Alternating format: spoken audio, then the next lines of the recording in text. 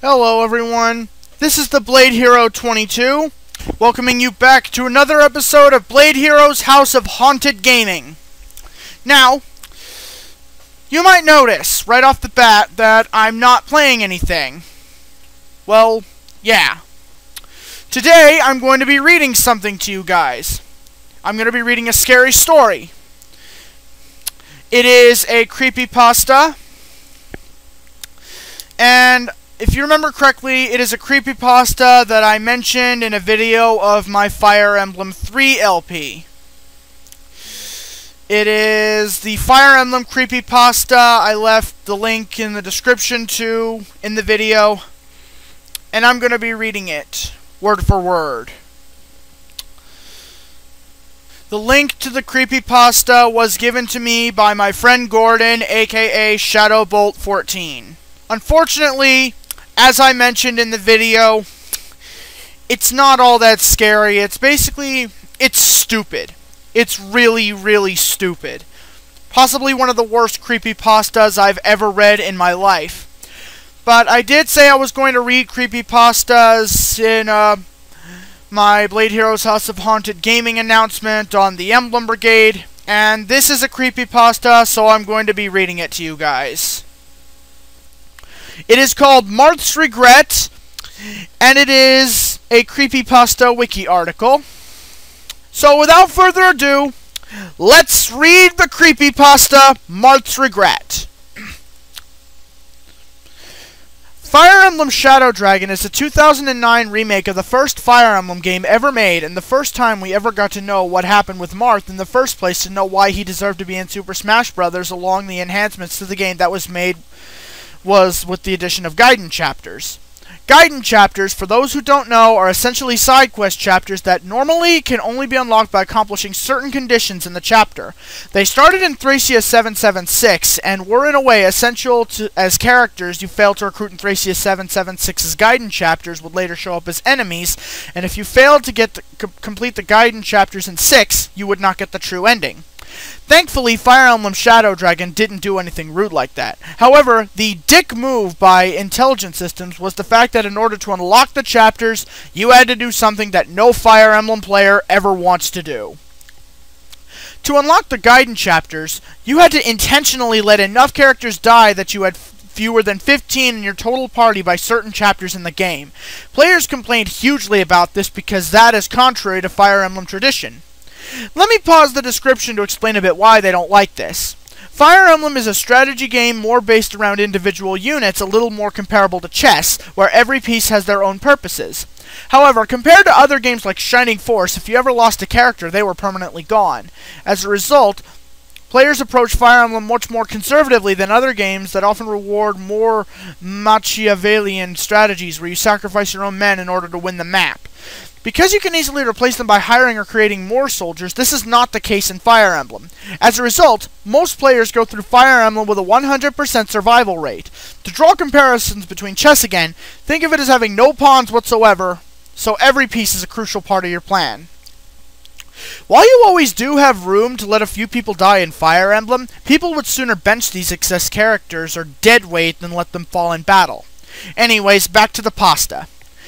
These were plans for a fan remake of Shadow Dragon, rather, how they believe Shadow Dragon should have been. However, they wanted to make an expansion of the added plots too. This included something a bit breaking the fourth wall.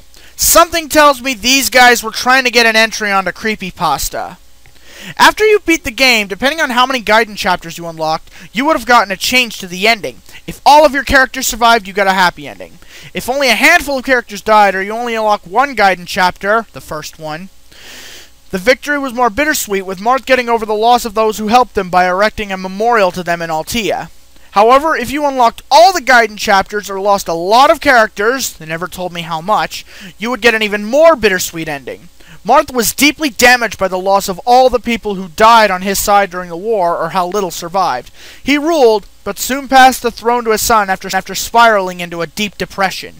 If Sita survived, then it would have been between him and her. If she didn't, then Marth's wife would have been an unnamed queen consort. And then, you would get a playable scene in the epilogue. This chapter was untitled, and Marth found himself in a surprisingly misty place, not unlike a castle. The objective was clear, seize throne, but you can barely see anything because for some odd reason, it's a fog of war map. The player could only move him forwards, and then during the enemy phase, nothing would happen. But then you would get another phase, other phase. A few people would appear to emerge from the fog of war, and then Marth would be surrounded by units who immediately initiate conversation with him. The player would now see exactly who these units are. They were units who died in battle. All of them would describe their regrets and how they couldn't have joined life. A few would also have been angered that they couldn't have gotten their revenge for their homeland, served Marth, or got to be with their loved ones. Even if they were together on death, they regret not being able to have formed a family. Marth would likewise express regret at letting some of these people die, and he keeps going forward and forward. Eventually, the fog of war got less and less, showing a bunch of generic enemies that do not approach you. You cannot attack them being unarmed, and they are separated by walls. The only units that can access you are the units that died over the course of the game. Eventually, you find the throne, and before the player phase, a cutscene played. The scene that would play next depends on some prior knowledge of the game. Sorry to interrupt, but here's the context the scene is in. If you played the game on normal, you were required to sacrifice a unit in the prologue. The one unit that you could not save, no matter what. They had to disguise themselves as Marth and run away, letting Marth and the rest of his men live. Marth calls the name of the sacrifice, and he gets no response. He continues to call the man who gave up his life for Marth and his comrades, only for nothing to happen. Eventually, the scene's interrupted. The man you sacrificed then says his quote at the end of the chapter, and the leader of the squad that went to search for Marth ordered his soldiers to kill him. You see the portrait of the sacrifice shake a bit as he closed his eyes, shouting, "Ow! Ow!" before eventually vanishing. This implies that he fell, since the primitive cutscenes of Fire Emblem Shadow Dragon don't show violence outside of the actual battles.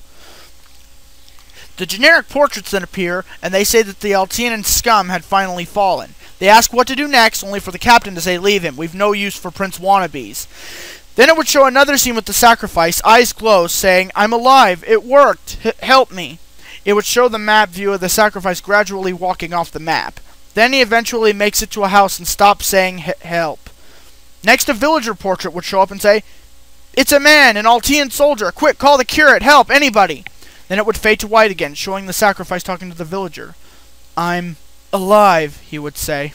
"Hide in the basement," the villager would have said. "You need to disguise yourself as a farmer. You're our new farmhand." And finally it would cut back to Marth, who finally smiles for the first time that chapter.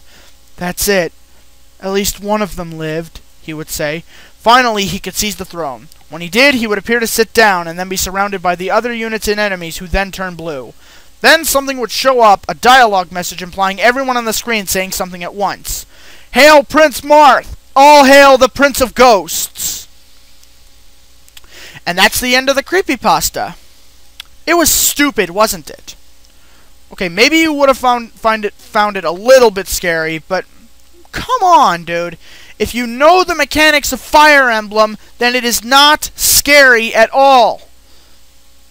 Heck, I actually thought this was going to get me off of the Fire Emblem series for good, without any chance of possibly playing it again. Then I read it, and Shadowbolt 14, I'm sorry, you have disappointed me. As have you, Creepypasta. I expected you to give me an actually scary Fire Emblem story, but you failed. You had one job. One job. And you blew it. With that out of the way, I believe I've said all I need to say. I've read all I need to read. This is the Bladehero 22, signing out. See you all later.